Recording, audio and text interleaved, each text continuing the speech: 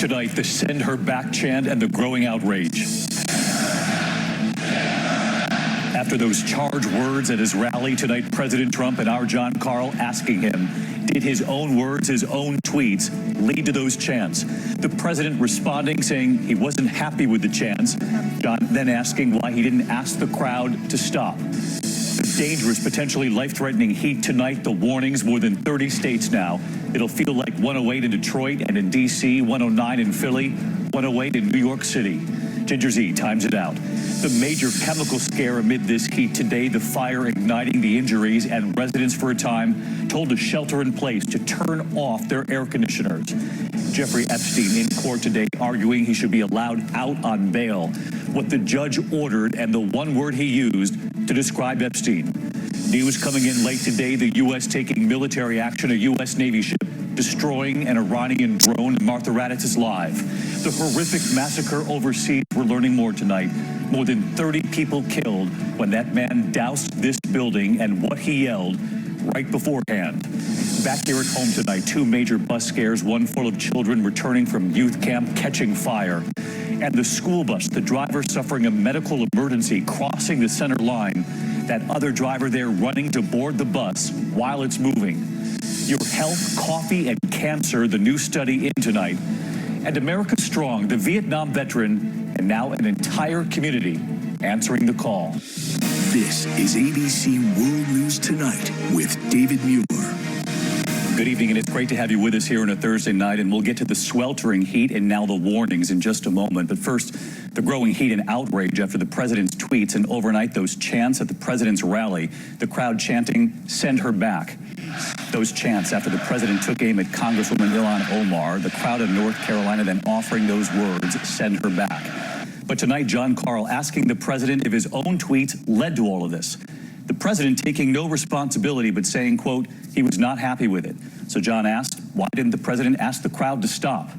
Jonathan Carl leading us off. Today, President Trump disavowed the words of his own supporters, who turned his tweet suggesting 4 Democratic congresswomen go back to the countries they came from into a chant. The chant was loud and long. Today, I asked the president why he let it happen. Why didn't you stop them? Why didn't you ask them to stop saying that? Well, number one, I think I did. I started speaking very quickly. It really was a loud, I disagree with it, by the way, but it was quite a chant. And I felt a little bit badly about it. So you'll tell your supporters never to say that again? I would say that. I was not happy with it. I disagree with it.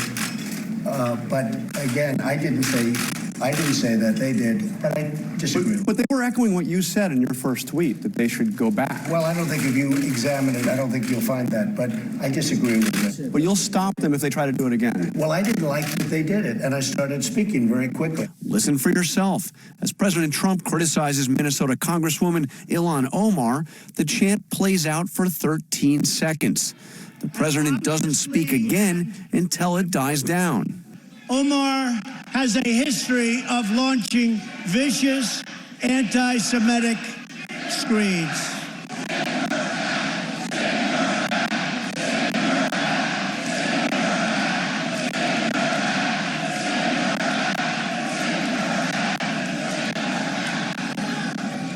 'And she talked about the evil Israel. Later today, I asked him to speak directly to the people in that crowd. What would your message be to your supporters who are making that chant? And would you? Well, these are people that love our country. I want them to keep loving our country. And I think the congresswomen, by the way, should be more positive than they are. The congresswomen have a lot of problems. The president disavowed the chant after a growing outcry from his fellow Republicans. A Republican congressman from North Carolina who was at the rally tweeted he, quote, struggled with the chant and that the words were, quote, painful to our friends in the minority communities. Republican House Leader Kevin McCarthy told reporters, quote, those chants have no place in our country. But then he defended the president. He never joined in it. And you want to try to hold him accountable for what's something in a big audience? Are you going to hold him accountable, too, for whatever any protesters or something else does it? I think that's an unfair position. Outside the Capitol building, Congresswoman Omar was swarmed by cameras. This is not about me. This is about us fighting for what this country truly should be and what it deserves to be. So let's get right to John Carl live at the White House tonight. And John, Republican members of Congress made a direct appeal to the White House that this chant cannot happen again. The president has heard directly from several key Republicans, and this morning, the vice president got an earful from Republican leaders at a breakfast meeting in the House. They told him they were disturbed by the chant, worried about the political blowback, and asked him to relay that message directly to the president, which he said he would do. That said, David, I see no indication that the president has any regrets whatsoever over his own words or any plans to tone down his rhetoric. John Carl leading us off tonight. John, thank you. Now to the major heat wave threatening much of the country tonight. 175 million Americans in 33 states, and for many, this is the hottest weather in years. The heat index, the feel-like readings, well over 100 and now spreading. 107 in D.C. tomorrow, 105 in Philly, 107 in Chicago, and it will last into the weekend, feeling even warmer by Saturday. And tonight, authorities are warning this combination of heat and humidity could be life-threatening. ABC's Alex Perez in Chicago.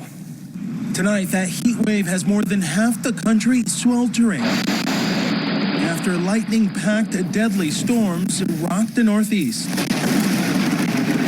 Torrential downpours are turning New York's subways into waterfalls and sending thousands at this outdoor event scrambling for safety. In Connecticut, a lightning strike sending a large tree limb crashing onto a car. The driver rushed to the hospital. He did not survive. This as heat, humidity, and stifling air smother much of the country. Feels like 108. Maryville, 109. This is serious. In Wichita, it felt like 108 degrees Wednesday. A bad day to be laying hot asphalt. When it does get hot like this out here, we do take plenty of breaks. Chicago roofer John Weidel facing long hours exposed to the sun. It can be a lot hotter up there with the direct sun beating down on us. The city's mayor warning residents. These are life-threatening temperatures and conditions, and we all have to work together to remain safe.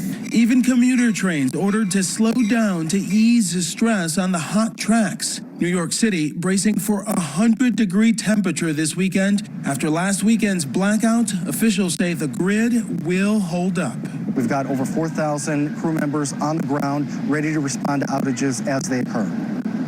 And David, by far tomorrow is supposed to be the hottest day of the year here. Feel like temperatures of about 110 degrees, and that's just the beginning. This oppressive heat is expected to linger through the weekend. That cumulative effect is the most concerning. David? That's right. All right, Alex Perez, our thanks to you again tonight. Unfortunately, this heat wave is just getting started, so let's get right back to Chief Meteorologist Ginger Z tonight. She's tracking it all. Ginger?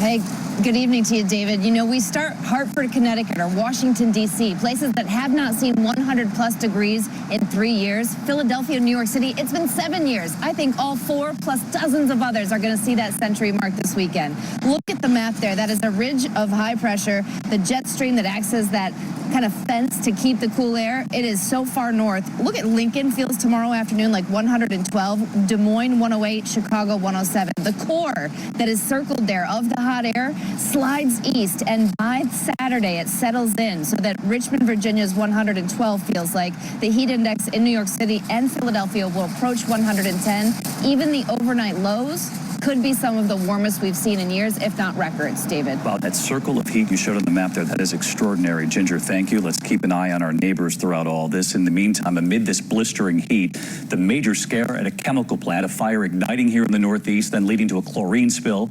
Residents told to shelter in place for a time and to turn off their air conditioners as hazmat crews rushed to the scene. Lindsay Davis with the images from East Rutherford, New Jersey tonight. Fire command to all responding units to see which causes we have a chlorine spill. Tonight, 2 injured after a chemical spill at this plant.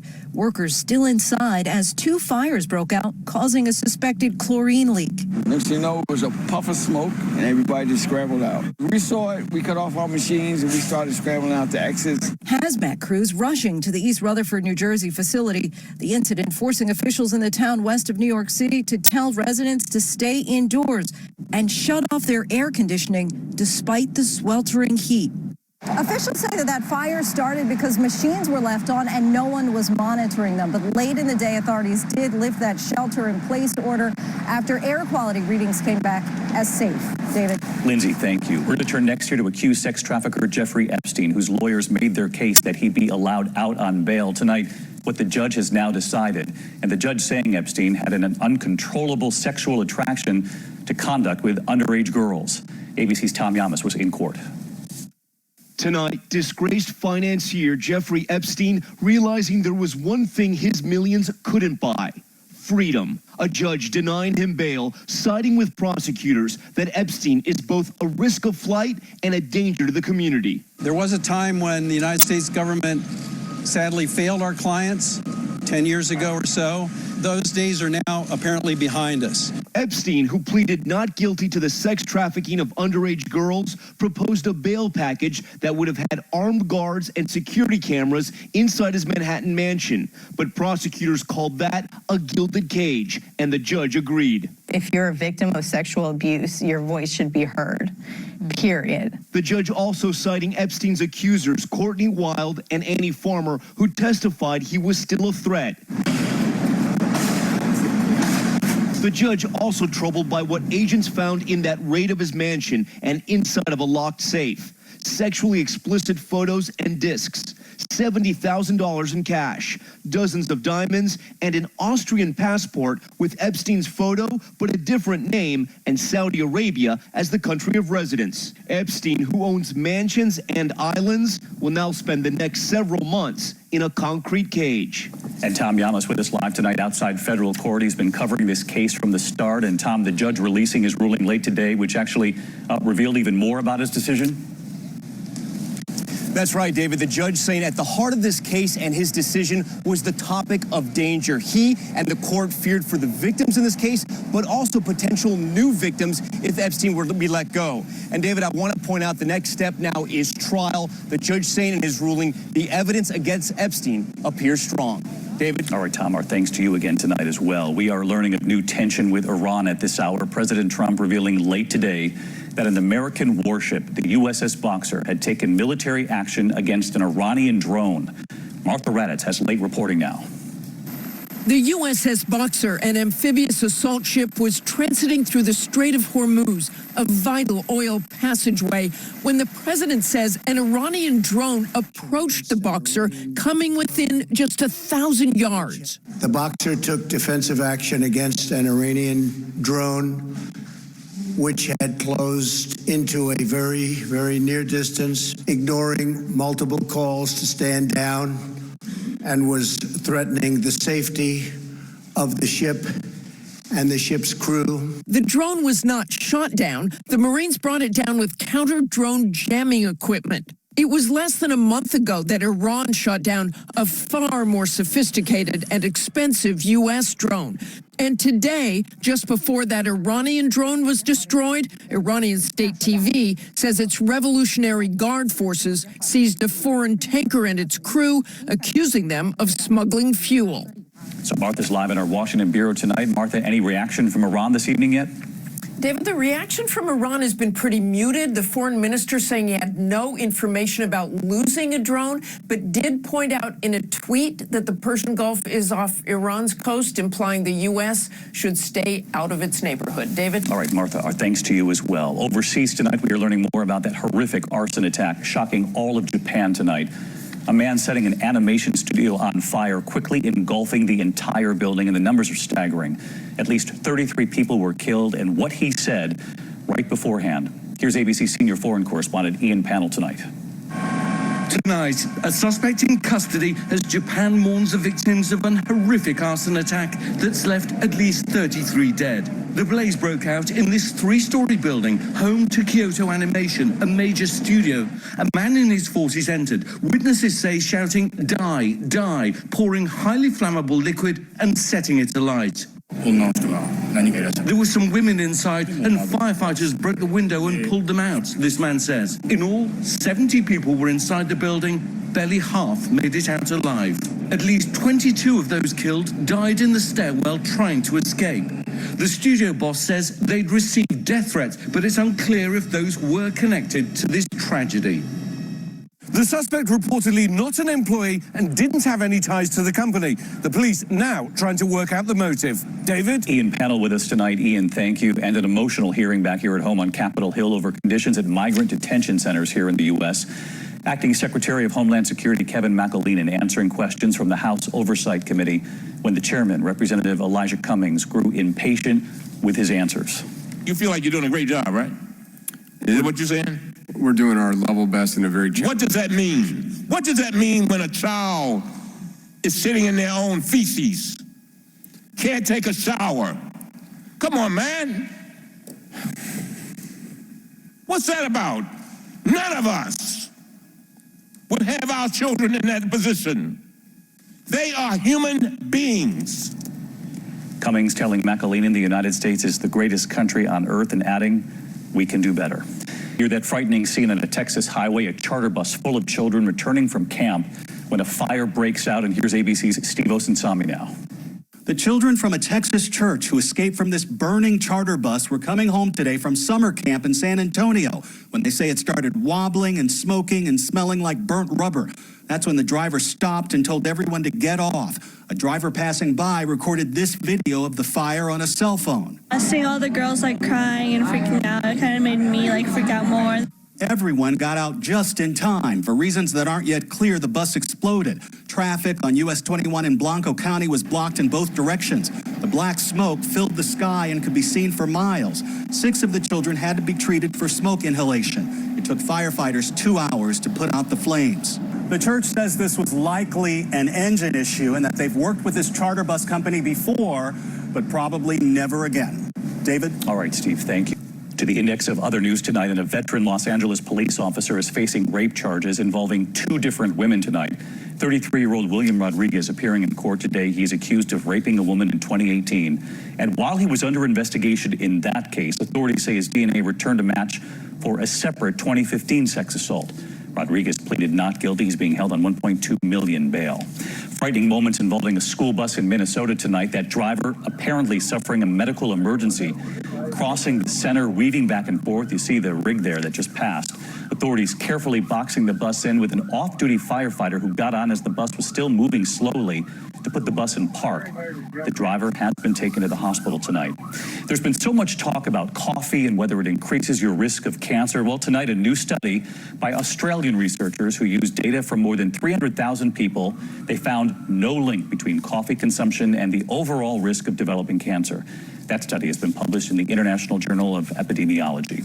Finally, America Strong, the Vietnam veteran, and this time, perfect strangers showing up for duty. It was a remarkable moment in Niles, Michigan. So many people paying tribute to a Vietnam veteran who, it turns out, they never even knew. Wayne Wilson was 67. He had a handful of close friends, but no living relatives. So those friends and this young intern at the local funeral home, just 20, Drew Michael in his tie with his grandmother, all of them had an idea. They posted Wayne's story online and asked people to pay tribute. They came from all over Michigan and from Iowa and from Tennessee and Florida too. I wanted to pay respects, but especially since, unfortunately, I didn't get to meet him in life. 3,000 people. People laying flowers, small American flags, writing simply, "Thank you, Wayne." The American Legion with a 21-gun salute. And the American flag folded and presented to Wayne's friend, Charlotte Andrews. Army vet John Tingledge says no brother dies alone. His family. We all signed that blank check. You got to be there. Tonight, Wayne's friends, that young intern, and the workers at Brown Funeral Home, all of them saying this is proof that we're not afraid to come together and to wrap our arms around each other for a Vietnam veteran who served his country. We needed that tonight. I'm David Muir. I hope to see you tomorrow. Good night.